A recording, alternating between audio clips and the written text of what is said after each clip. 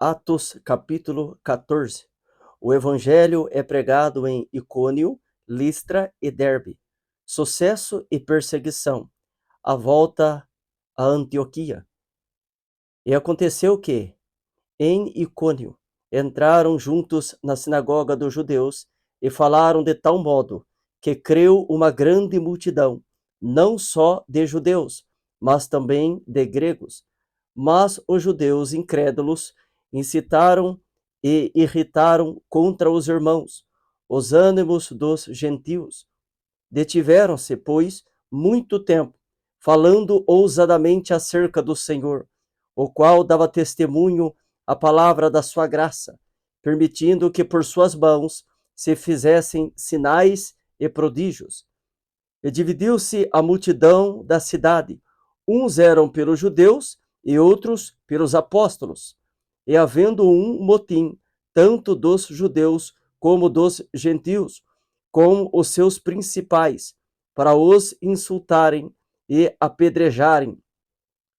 Sabendo eles, fugiram para Listra e Derbe, cidades de Licaônia, e para a província circunvizinha, e ali pregavam o evangelho.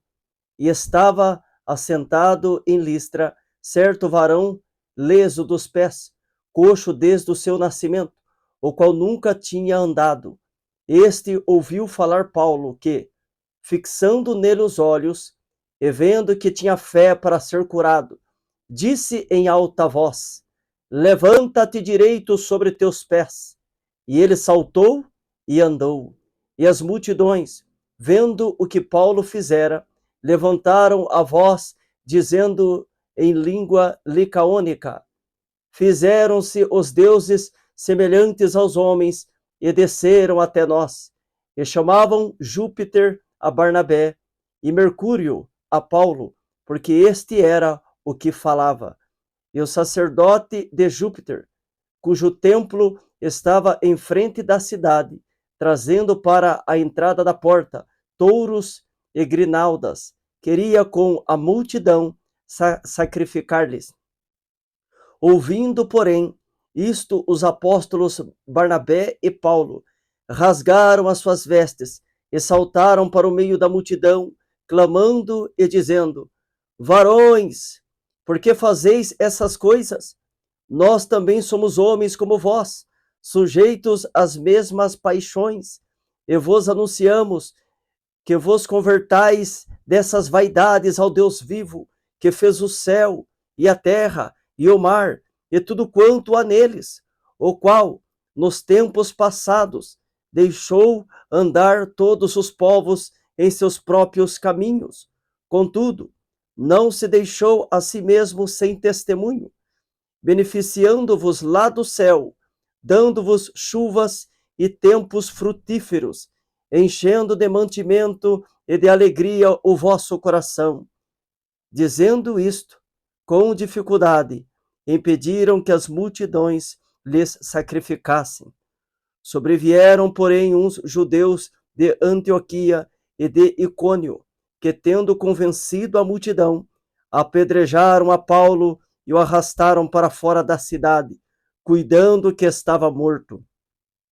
Mas, rodeando os discípulos, levantou-se e entrou na cidade. E no dia seguinte, saiu com Barnabé para Derbe, e tendo anunciado o evangelho naquela cidade, e feito muitos discípulos, voltaram para Listra e Icônio e Antioquia, confirmando o ânimo dos discípulos, exortando-os a permanecer na fé, pois que por muitas tribulações nos importa entrar no reino de Deus. E havendo-lhes por comum consentimento, eleito anciões em cada igreja, orando com jejuns, os encomendaram ao Senhor, em quem haviam crido. Passando depois por Pisídia, dirigiram-se a Panfília, e tendo anunciado a palavra em Perge, desceram a Atália, e dali navegaram para Antioquia, onde tinham sido recomendados a graça de Deus para a obra que já haviam cumprido.